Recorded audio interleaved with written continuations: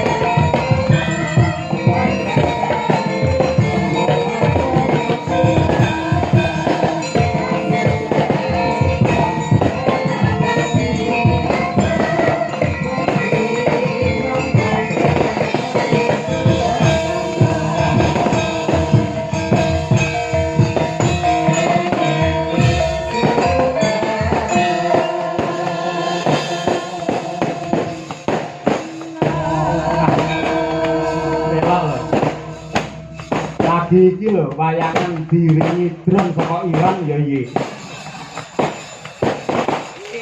Wong nyambut gawe kok diringi bom. Iya. Oh, kaya ngene nyambut gawe nek go ganteng Mas. Nggih. Ngeri banget. Lah ngopo? Kok kono banter kene banter. Kono ya suarane kaya ngene. Ha iya. Miris. Kayak iki sideme kapan Mas? Ya. Iki Manut panitia dawuhe iki mercon iki nganti jam 4 esuk. lagi ora masalah aku wis lunak. Ora dagel apa-apa. Nggih. Penting besok entek yo. Nggih, ya wis selamat ra tondo. Selamat Mas, dengan pikirmu. Iki selamat tenan Kok ora. iki tak kempet kowe ndele ngene kene. Iki selamat tenan ora to Mas? Selamat wis rahayu, wilujeng. Eh, Penang no pikirmu. tonggo teko loro minggat. Ora Selamat Lah muga-muga. iki pakurmatan kagem panjenengan lho. Ya kurmat kancane lho keweden Mas. Lah ngopo? Lah iki lek bledos ngedas kurang tek. Ya, santen. Ora, awake dhewe iki malah diajari bersyukur marang Gusti ingkang nyipta jagat. Lah kok ngoten. Sing biasane perang kaya ngene iki lak Timur Tengah. Nggih, Iran, Israel musuh karo Amerika. Nggih. Upamane ning Indonesia nek perang kaya ngono, wayange tidak ada. piye nasib awak dhewe ning nganti wayang? Ya awake dhewe nasibe ya gur delak-delik ning jero gentong. Makane aja nganti ana kaya ngono ning kene ya Mas didongakne. Ayam tentrem, kartro-tro-tro rahardro. Katurora. Kartro trem-trem lan raharjo. Kabeh ayam trem-trem Ten nyawiji gotong royong. gotong royong.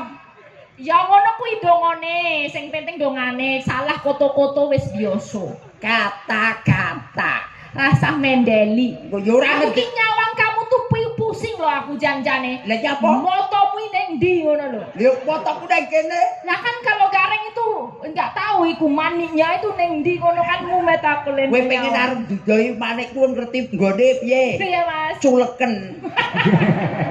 Kok nyambut gawe karo iki webel pindho ameng-ameng nyawa terus, Mas. Lah pancen ciri khas gareng niku lak kira, nggih ta tangane ceko, sikile gejik. Lah kok nek gareng ora gejik sikile piye maksude? Aku wis mari kok, Mas.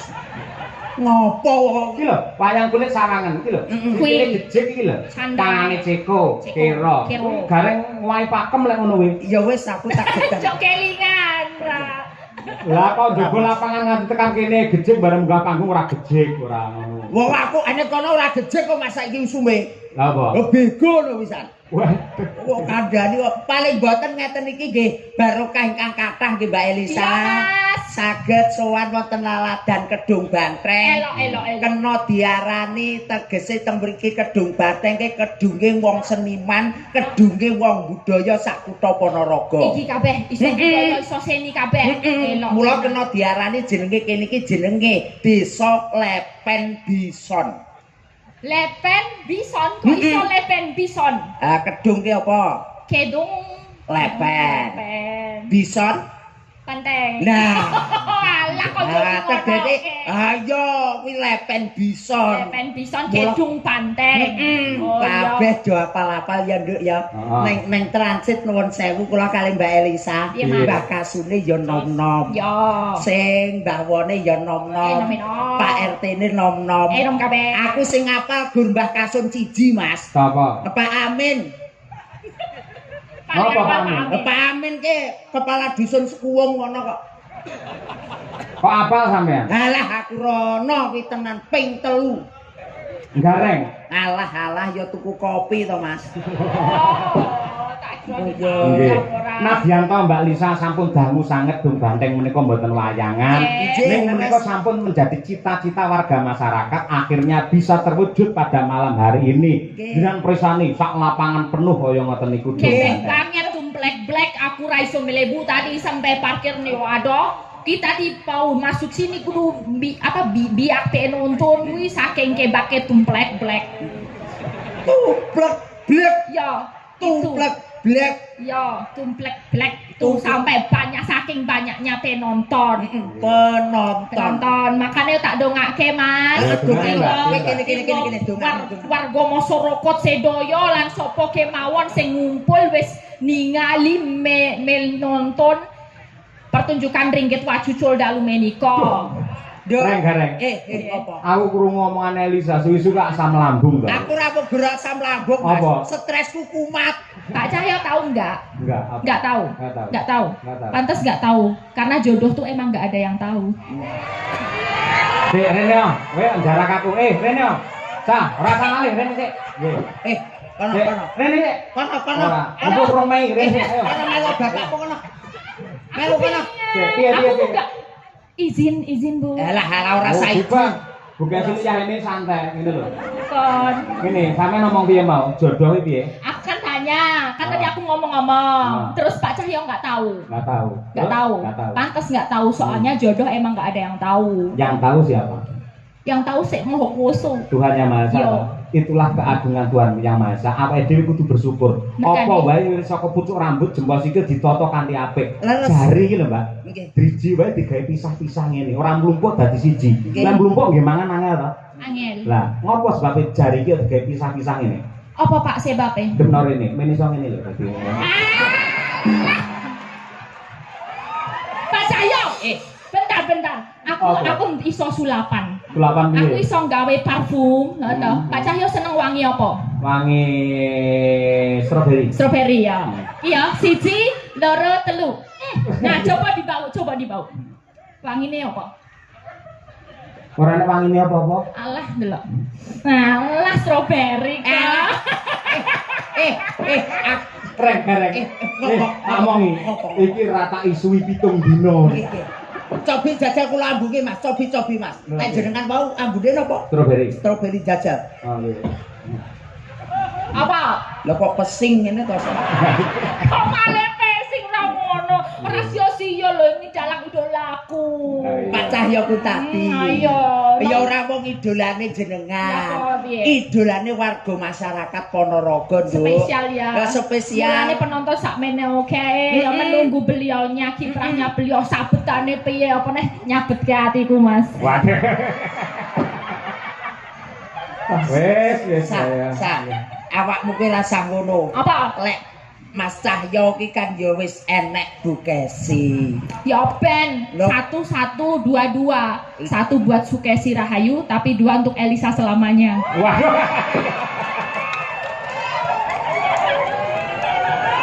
Aduh, becari saya nekat ya. Bareng kulino nge-gym saya nekat deh kalian. Ayo. Kowe upamane dadi bojo sing kedua ya isih tetep tresno karo Pak Cahyo. Alah ya jelas tresno dino cacahe piro? Ana 7 ta? Ana 7 tak gawe beda-beda. Senin kok Senin lah, Senin. senantiasa mencintai Cahyo Kuntadi. Selasa. Ayo terus apa-apa. Walau Selasa, walaupun ngene iki ramene tapi Selasa milik berdua. Terus. Cuman buat berdua aja. Langsung Rabu. Aku nggak pernah rabu-rabu buat membuka notifikasi dari Cahyo Kuntadi. Soalnya apa notifikasinya tak beda. Apa? Beda nih. Notifikasi munculnya neng HP, tapi geternya neng hatiku. Ini bareng suwe rame lu bahane wakeh malian.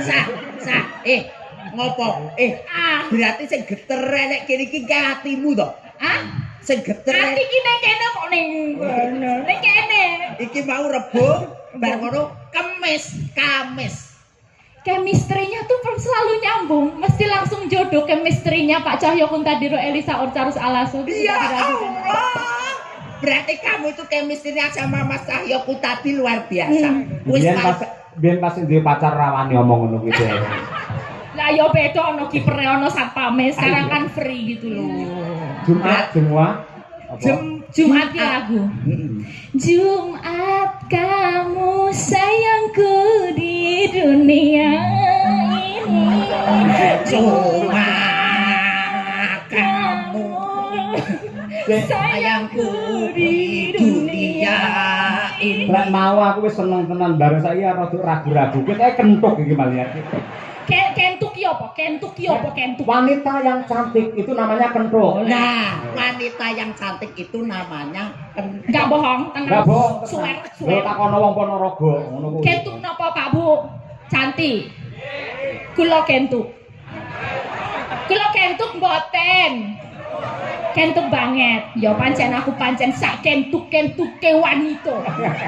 Si paling kentuk dhewe, tapi aku ya kudu menghormati, Mas. Menghormati kan aku sapa? nomor loro. Sing nomor 1 Busu Kesi Kesi. Berarti kudu sing kentuk beli. Ya di voting dhisik, di voting. Busu Kesi kentuk apa ora ngono. Ora wani kentuk, bukan bekasi kentuk napa mboten, Pak Bu? Kalau Elisa kentuk napa mboten? Kentuk. Oh, berarti sing kentuk aku. Maaf ya, Bu. Pancen sing paling ayu kentuk dhewe Elisa Orcarus Alaso si Ratu kentuk. Paling kentuk. Alhamdulillah. Terus apa mau terus e? Tekan apa sih tadi? Sabtu, cuman kamu Sabtu-Sabtunya di hatiku.